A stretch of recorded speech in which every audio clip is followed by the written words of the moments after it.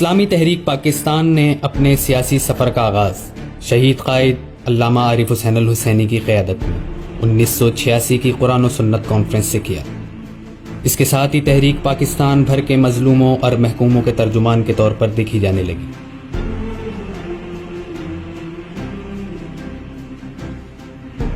تحریک نے اپنی سیاست کا آغاز ایسے دور میں کیا جب ملک میں جمہوری حکومت کا تختہ الٹ کر فوجی آمر نے حکومت قائم کی ہوئی تھی۔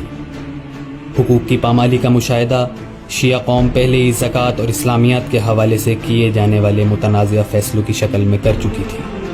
مشکلات کے اس دور میں شیعہ قوم کے حقوق کی آواز اٹھانے کے لیے کوئی تیار نہ تھا۔ ایسے میں تحریک شیعہ نے پاکستان کے حقوق کے تحفظ کے لیے میدان میں اتری اور قوم کے سیاسی، معاشرتی اور دیگر حقوق کے تحفظ کا بیڑا اپنے کاندھوں پر اٹھایا۔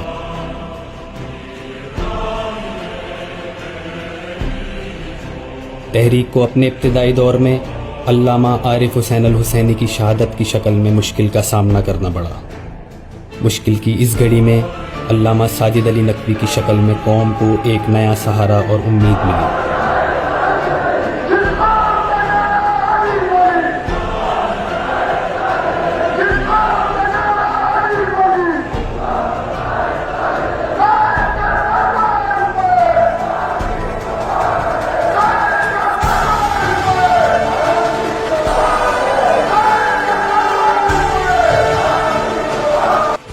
علامہ ساجد نقوی نے تحریک کی سیاست کو ایک نئی اوج عطا کی۔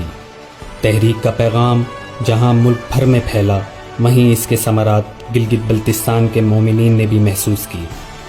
گلگت بلتستان کے مومنین نے تحریک کو اپنی نجات کا ذریعہ قرار دیا اور اس پیغام کو لے کر گاؤں گاؤں، گلی گلی عام کیا۔ تحریک کو سب سے بڑی کامیابی اس وقت ملی جب صوبائی اسمبلی کے انتخابات میں پہلی مرتبہ حصہ لیا گیا۔ یہ پہلی مرتبہ تھا کہ تحریک نے 8 نشستوں پر کامیابی حاصل کی اور گلگت بلتستان کو ملک کا 5واں صوبہ بنانے کا منشور پیش کیا۔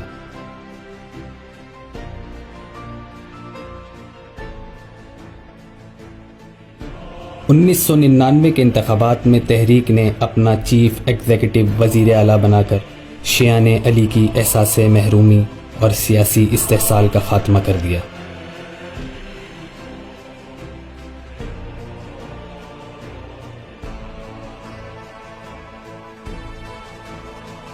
ء1994 میں گلگت بلتستان کو ملنے والے آئینی پیکج میں تحریک کی کوششیں اور کاوشیں کارآمد ثابت ہوئیں اور تحریک کی کامیابی کے بعد علاقے میں ترقی و خوشحالی کا نیا باب کھل گیا۔ ترقیاتی اسکیموں میں تحریک کے نمائندوں نے ریکارڈ ترقیاتی کام کروائے، جن میں شاہراہوں کی تعمیر، اسکولوں کا قیام، پلوں کی تعمیر، بے روزگار نوجوانوں کو روزگار کی فراہمی شامل ہیں۔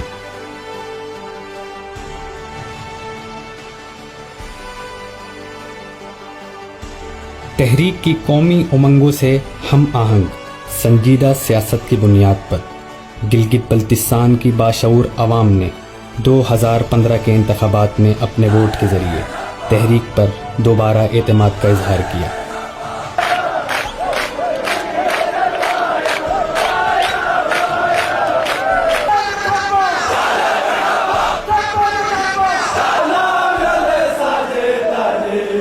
جس کی بدولت تحریک گلگت بلتستان قانون ساز اسمبلی میں عددی حوالے سے دوسری اور حزب اختلاف جماعتوں میں پہلی پوزیشن حاصل کرنے میں کامیاب رہی۔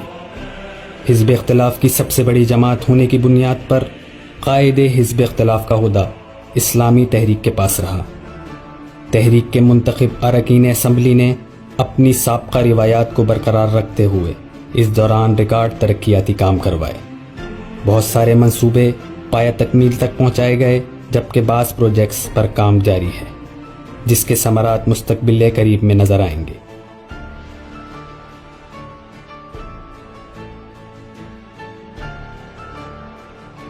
آج گلگت بلتستان کی سیاست ایک اہم موڑ میں داخل ہو چکی ہے، جہاں پوری دنیا کی نظریں گلگت بلتستان پر مرکوز ہیں۔ خطے میں بہت سی سیاسی تبدیلیاں رونما ہو رہی ہیں۔ ایسے میں ملت جعفریہ گلگت بلتستان کا کردار اکثریتی آبادی ہونے کے حوالے سے اہمیت کا حامل ہے، لہٰذا وقت کا تقاضا ہے کہ اپنی قوت کو مجتمع اور شعور کو بلند رکھتے ہوئے اسلامی تحریک کے پلیٹ فارم کو پہلے سے زیادہ مضبوط کیا جائے، تاکہ اس اہم تاریخی موقع پر ملت جعفریہ گلگت بلتستان ملک عزیز پاکستان کی سیاسی و معاشی ترقی بالخصوص سی پیک کے تناظر میں اپنا تاریخی کردار ادا کر سکے۔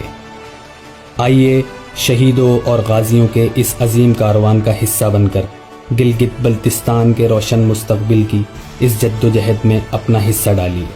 جو خواب علامہ اقبال نے دیکھا، جس خواب کی تکمیل کے لیے محمد علی جناح نے شب و روز محنت کی، کرنل حسن خان نے جس سمت جد و جہد کی، شہید ضیاء الدین رضوی نے جس راستے کا انتخاب کیا، آئیے اسی راستے پر چل کر اپنے عظیم قائدین کے ان خوابوں کو حقیقت کا روپ دینے میں ہمارا ساتھ دیں، اور 15 نومبر 2020 کے گلگت بلتستان اسمبلی کے لیے ہونے والے انتخابات میں 2 تلوار کے نشان پر مہر لگا کر اسلامی تحریک کو کامیاب کریں۔